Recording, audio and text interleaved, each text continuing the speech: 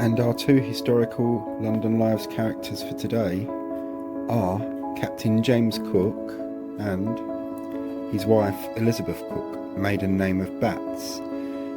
It's not often that you can literally walk in the footsteps or stand in the same place as many of our historical characters, but that's what we've been able to do in the next snippet of the video, which is at Barking St Margaret's, where Elizabeth had links and such like.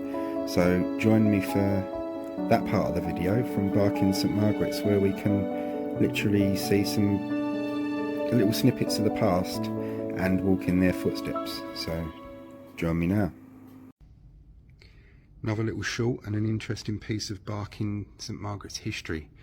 James Cook and his wife Elizabeth, née Batts, they married in Barking. Entry for the marriage of Captain James Cook from the Register of St Margaret's, Barking.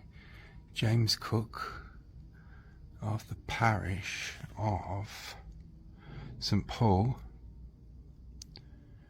Shadwell, I think, in the county of Middlesex, bachelor, and Elizabeth Batts of the parish of Barking in this county, spinster, were married in this church by Archbishop of Canterbury.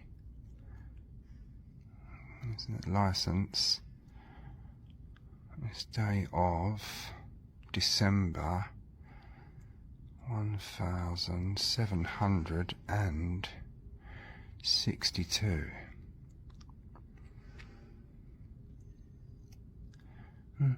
So that's very interesting, isn't it? And over here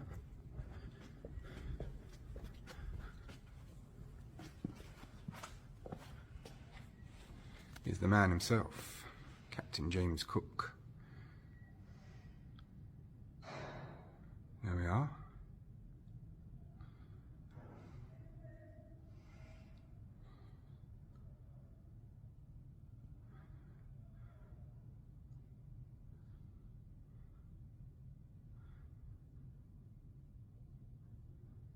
Hope you all found that little snippet interesting. Thanks for watching, guys and girls. Well, there we are. We've seen the marriage entry up in the frame. We've walked in the footsteps of Captain Cook and his wife Elizabeth and seen the high altar in the church where they would have stood and taken their vows, and seen the little statue of Captain Cook. Some real history has taken place in this church, and it's great to be able to walk in their footsteps.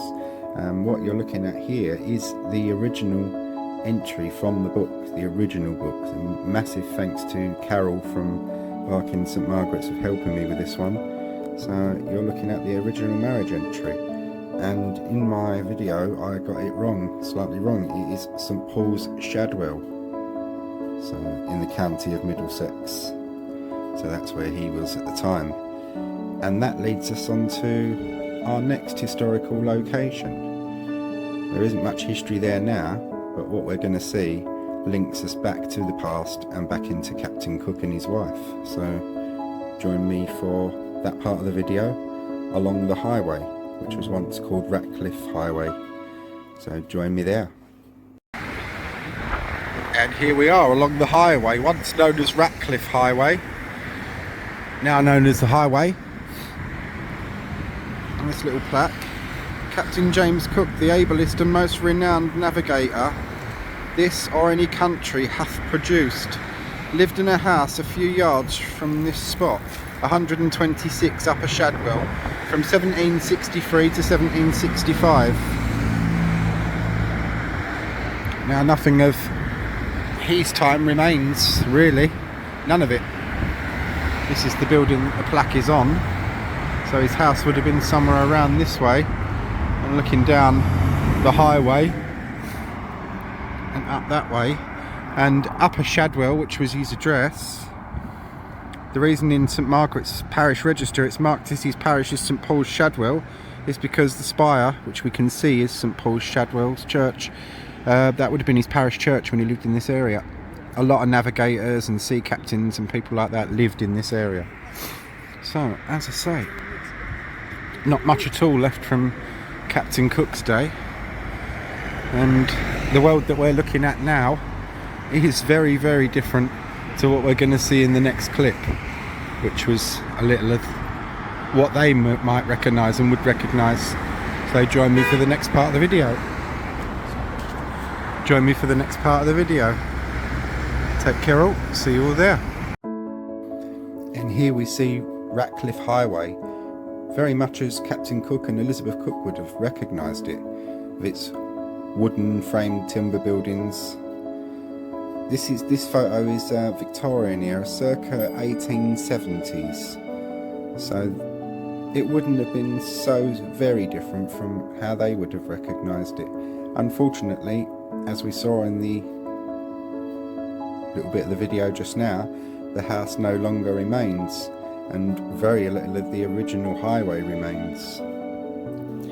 Same kind of view later on. This is the very late Victorian era, circa 1901, maybe 1902. You can see the old buildings, a very different world to the one we see today.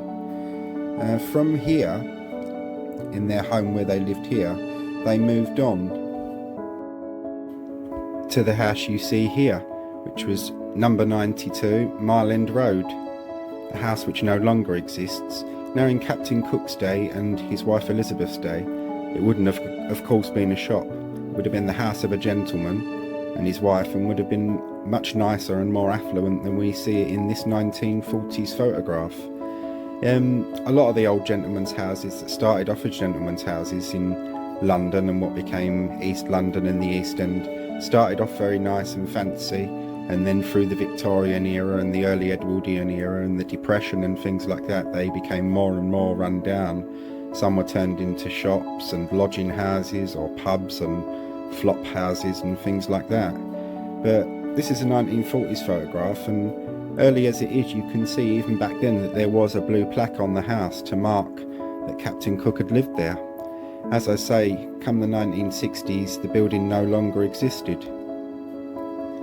Which leads us on to this image. The local area wanted something to mark that the house had been there and that Captain Cook had lived there. So that's what you see here. Civic dignitaries unveil a plaque to Captain Cook in 1970. And this is that 53-year-old looking slightly careworn plaque that marks the house where Captain Cook lived. And that, my friends, concludes our London lives of our two historical characters linked to two historical London places. Although Barking was Essex in their day, it is now London. But when they married in Barking, Elizabeth here and Captain James Cook, it would have been a little country town parish, very different, like London, very different to what we see today. Anyway, I hope you all enjoyed this little snippet of London lives. Take care and thank you for watching.